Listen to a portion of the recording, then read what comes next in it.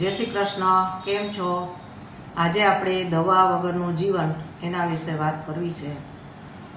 દરરોજની જિંદગીમાં આપણે કેટલીક એવી ક્રિયાઓ કરવાથી દવા વગર પણ સ્વસ્થ જીવન જીવી શકાય છે. જેમ કે વહેલા સૂવું અને વહેલા ઉઠવું એ પણ એક જાતની દવા છે. પૂરતી ઊંઘ લેવી અને ઊંઘમાં નિયમિતતા જાળવવાથી શરીર સ્વસ્થ રહે છે. ઓમનો જાપ કરવો એ પણ એક જાતની દવા છે.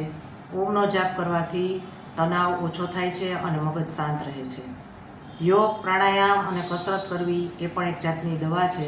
તેનાથી શરીરને પૂરતો ઓક્સિજન મળે છે અને શરીર સ્વસ્થ રહે છે. સવારે અને સાંજે ચાલવા જવું એ પણ એક જાતની દવા છે. એનાથી હાડકાં અને સ્નાયુઓ મજબૂત થાય છે અને શરીર સ્વસ્થ રહે છે. ઉપવાસ કરવો એ પણ એક જાતની દવા છે. ઉપવાસ કરવાથી શરીરનો કચરો બહાર નીકળી જાય છે અને શરીર સ્વસ્થ બને છે. સૂર્યપ્રકાશમાં બેસવું એ પણ એક જાતની દવા છે. સૂર્યપ્રકાશમાં બેસવાથી સીધું શરીરને વિટામિન ડી મળે છે, હાડકાં મજબૂત થાય છે અને કેલ્શિયમની કમી દૂર થાય છે. માટલાનું પાણી પીવું એ પણ એક જાતની દવા છે. માટલાનું પાણી પીવાથી શરીરને કુદરતી ઠંડક મળે છે અને શરીર સ્વસ્થ રહે છે. તાળી પાડવી એ પણ એક જાતની દવા છે. તાળી પાડવાથી હાથના એક્યુપ્રેશરના પોઈન્ટ દબાય છે અને શરીરના અંગો એક્ટિવેટ થાય છે.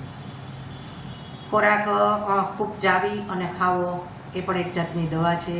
ખોરાકને ચાવીને ખાવાથી એ સહેલાઈથી પચી જાય છે અને પાચન તંત્રના બીજા અવયવોને ખોરાકને પચાવવામાં એ મદદરૂપ થાય છે અને શરીર સ્વસ્થ બને છે અને શરીરને પૂરતું પોષણ પણ મળે છે. ભોજન લીધા પછી વજ્રાસનમાં બેસવું એ પણ એક જાતની દવા છે. વજ્રાસનમાં બેસવાથી ખોરાક સારી રીતે પચે છે અને શરીર સ્વસ્થ બને છે, શરીરને પૂરતું પોષણ મળે છે. આમ રોજિંદી આ બધી ક્રિયાઓ કરવાથી વગર દવાએ પણ શરીર સ્વસ્થ રહે છે. તો આ મારો વિડીયો ગમ્યો હોય તો વધારેમાં વધારે લાઈક, શેર અને સબસ્ક્રાઈબ કરજો.